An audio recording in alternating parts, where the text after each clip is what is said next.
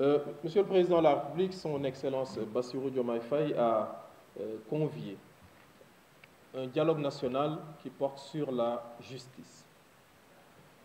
L'objectif de ce dialogue est justement de voir comment apporter les réformes nécessaires pour qu'au sortir des périodes troubles que nous avons vécues ces derniers mois et années, comment faire en sorte pour avoir une justice qui reflète l'état de droit, mais également une justice qui reflète la démocratie. Pour ce faire, Monsieur le Président de la République a convié à un dialogue qui s'est voulu inclusif. Dialogue inclusif parce que les parties prenantes de ce dialogue ne sont pas seulement les parties, les personnes, les structures qui travaillent de façon quotidienne et directe sur la justice, mais ce sont également toutes les personnes, tous les citoyens sénégalais qui ont leur mot à dire sur le fonctionnement du service public de la justice. Et la particularité de ce dialogue, c'est qu'à côté de la présence physique de toutes les personnes conviées ici au CICAD de Diamniadio, c'est également la mise en place d'une plateforme en ligne qui a permis à plus de 5000 de nos compatriotes de pouvoir donner leur point de vue sur la justice, sa réforme et sa modernisation. Cette plateforme Jubanti a été visitée par un peu moins de 40 000 personnes qui ont pu justement donner leur point de vue et ces points de vue ont été versés dans les éléments de synthèse que je vous présenterai tout de suite. L'autre élément, c'est que plusieurs de nos compatriotes ont également fait parvenir, par des canaux divers, leurs propositions, leurs points de vue sur les questions dont nous avons discuté durant cette semaine. Et ces différents points de vue, ces différentes propositions sont également versées dans la synthèse. C'est pour vous dire que ce dialogue-là ne s'est pas seulement limité aux personnes qui étaient présentes ici à Diamniadio.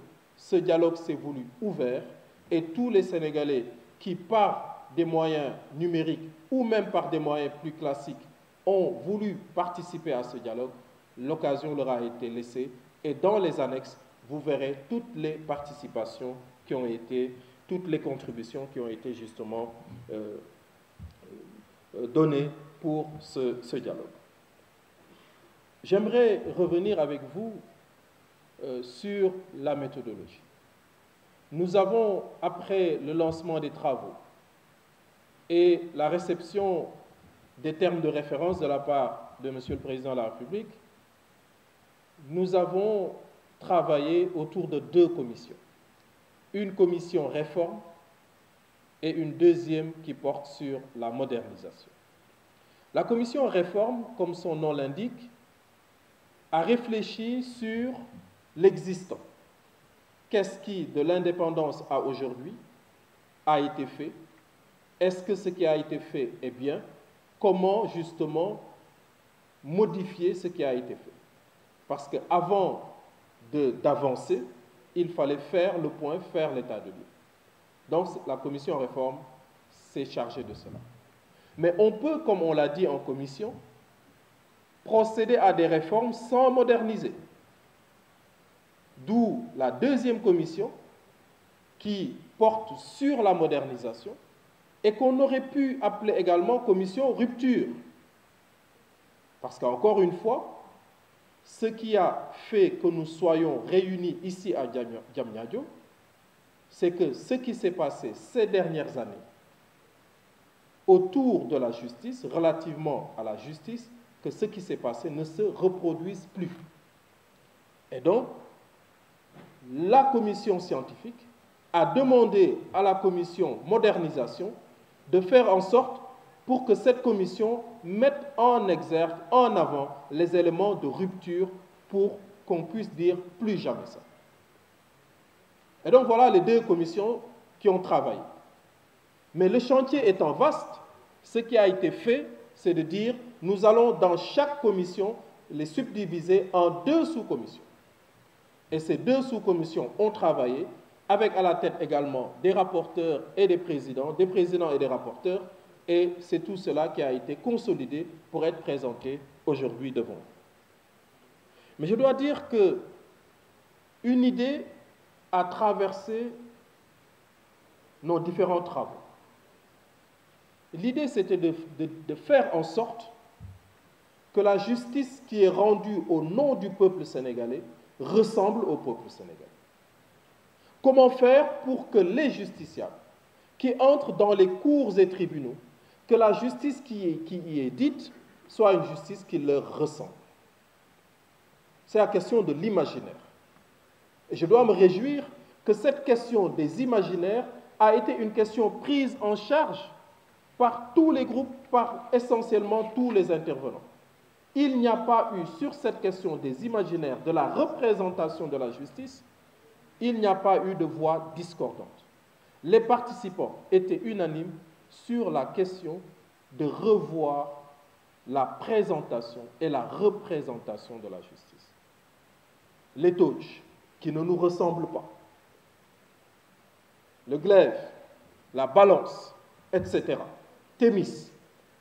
Comment faire pour que dans nos cours et tribunaux, lorsque les magistrats, les avocats, les huissiers, etc.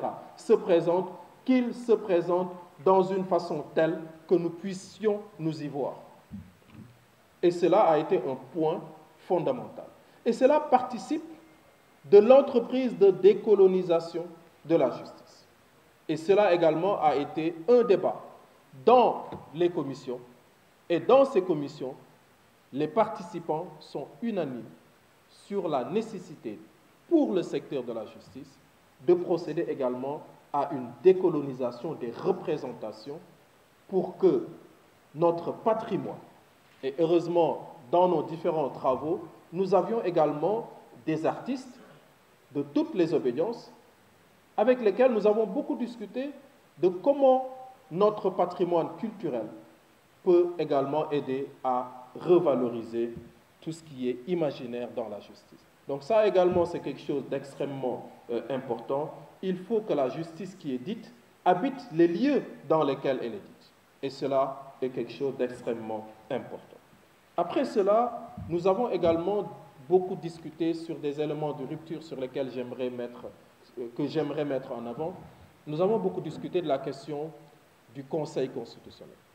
Les Sénégalais placent beaucoup d'attentes dans le Conseil constitutionnel. Par moments, il y a eu des rendez-vous manqués qui sont beaucoup plus nombreux que les rares rendez-vous qui ont été respectés. Mais il ne faut pas que les rendez-vous respectés occultent les nombreux rendez-vous manqués. Et c'est l'occasion aujourd'hui que le président de la République a convoqué des assises, que nous puissions discuter et mettre sur la table la question du Conseil constitutionnel. L'avis général qui est ressorti de nos travaux, c'est de proposer le passage d'un Conseil constitutionnel à une Cour constitutionnelle. Mais il ne s'agit pas seulement d'un changement de dénomination. Il s'agit d'un changement substantiel, c'est-à-dire dans les modes de saisine et les possibilités de saisine du Conseil constitutionnel. Il y a également eu des débats sur la composition du Conseil constitutionnel. Le Conseil constitutionnel ne s'occupe pas seulement de droit, mais comme on l'a dit, le droit dont il s'occupe est un droit très politique. Il faut que la composition du Conseil constitutionnel et de la Cour qui est proposée par les travaux, que cette composition puisse refléter justement la variété de composition de la population. Et donc, ce qui est proposé, c'est qu'on ouvre le Conseil constitutionnel. Qu'on l'ouvre pas seulement à des magistrats, à des professeurs d'université, à des avocats et à des anciens hauts fonctionnaires, mais à d'autres universitaires, des autres sciences sociales, des anthropologues, des historiens, etc. Mais la recommandation fondamentale également, c'est qu'on arrête de faire du Conseil constitutionnel une maison de retraite.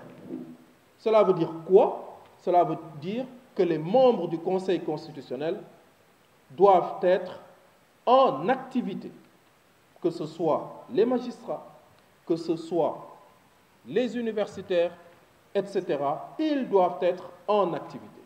Donc voilà des propositions de la sorte qui ont été faites concernant le Conseil constitutionnel. Mais également, il est demandé la mise en place d'un juge des libertés et de la détention. Pourquoi? Parce que le procureur de la République, dans notre tradition, dans nos façons de faire, a beaucoup de pouvoirs, et par moments des pouvoirs qui sont même illégaux. Je pense ici à la pratique du retour de parquet dont on a usé et abusé ces dernières années. Donc, le juge des libertés de la détention est un juge qui pourrait participer à mieux préserver, à mieux défendre la liberté et à mieux surveiller les lieux de détention. Mais cela va appeler naturellement, de la part des techniciens, un travail d'équilibrage entre les pouvoirs du procureur de la République et les pouvoirs du juge d'instruction, parce que la Commission a fait également des recommandations sur le rapport entre le procureur et le juge d'instruction, notamment dans la capacité du procureur de la République de s'opposer aux avis de liberté provisoire donnés aux ordonnances de liberté provisoire données par le juge d'instruction. Donc, comment faire pour maîtriser, mieux réguler, mieux organiser les pouvoirs du procureur de la République? Donc ça également, on en a beaucoup discuté, et je pense que sur ces questions, les magistrats présents dans la salle, procureur de la République, ont tous relevé le caractère illégal de certaines pratiques qui sont bien installées, bien cristallisées dans les juridictions. L'idée, ce n'est pas d'annuler ces pratiques parce qu'elles sont des pratiques illégales, mais l'idée, c'est de rappeler justement à plus d'orthodoxie dans la mise en œuvre de certaines pratiques. Mais qui dit réforme dit également obligation de revoir les conditions de travail des personnels qui sont dans le secteur de la justice. Je pense aux greffiers, je pense aux magistrats et je pense surtout à l'administration pénitentiaire. Les ex-détenus qui ont participé très utilement à nos différents travaux, l'administration pénitentiaire qui était également très fortement présente dans les travaux, ont montré la nécessité pour l'État d'investir massivement dans les lieux de privation de liberté. Ce sont des lieux où l'individu peut très rapidement être privé de sa dignité. Et les standards de nos prisons au Sénégal, le niveau est extrêmement bas et des efforts doivent être faits au niveau des lieux de privation de liberté, notamment en adoptant le statut de l'administration pénitentiaire, qui est un corps dont les conditions de travail ne sont pas bonnes du tout. Et un élément fort de plaidoyer qui est ressorti de nos travaux est de voir comment améliorer les conditions de travail de l'administration pénitentiaire. C'est le cas également des greffiers, qui sont beaucoup revenus sur l'amélioration de leurs conditions. C'est le cas également des magistrats, dont le nombre est insuffisant, mais c'est également le cas des avocats. Je rappelle qu'au Sénégal, nous avons plus de magistrats que d'avocats. Et cela pose un problème d'accès à la justice et d'accès au droit. Vous ne pouvez pas dire « nous voulons régler le problème de l'accès » lorsqu'il y a plus de magistrats que d'avocats. Il y a 531 magistrats en activité, il y a 400 et quelques avocats qui sont en activité. Donc cela pose un problème. Donc il a été discuté la question de comment faire pour que toutes les professions judiciaires, les auxiliaires de justice, puissent très souvent organiser les concours d'accès. Avocats, notaires, huissiers de justice, les experts, comment faciliter et rendre réguliers justement les concours d'accès et également augmenter le nombre de magistrats pour que nous puissions, toutes les réformes qui portent sur la magistrature, notamment le juge des libertés et de la détention, que ces réformes-là puissent être mises en place, parce qu'avec 500 et quelques magistrats, dont certains sont en détachement, vous aurez beaucoup de mal, en multipliant les nouvelles fonctions, trouver le personnel nécessaire pour faire le travail. Merci.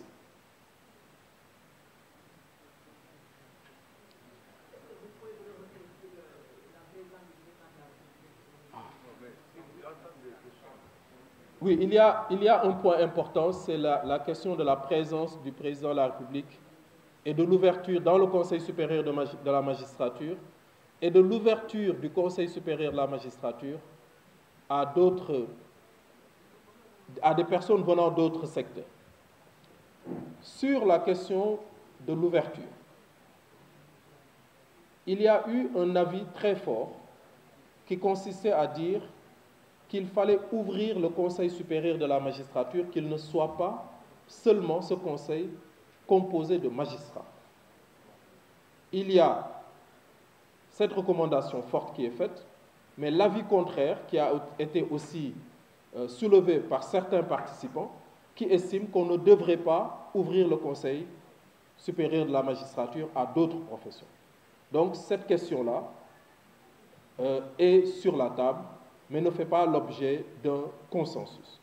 La deuxième question qui a été soulevée, c'est la présidence du Conseil supérieur de la magistrature par le président de la République, qui en soi est une violation de la séparation des pouvoirs si on admet que la magistrature relève du pouvoir judiciaire. Cette recommandation également a été une recommandation très forte pour dire que le président de la République ne doit pas présider le Conseil supérieur de la magistrature, que l'on doit réformer ce Conseil supérieur de la magistrature, mais sur cette question, quelques participants ont également émis un avis contraire.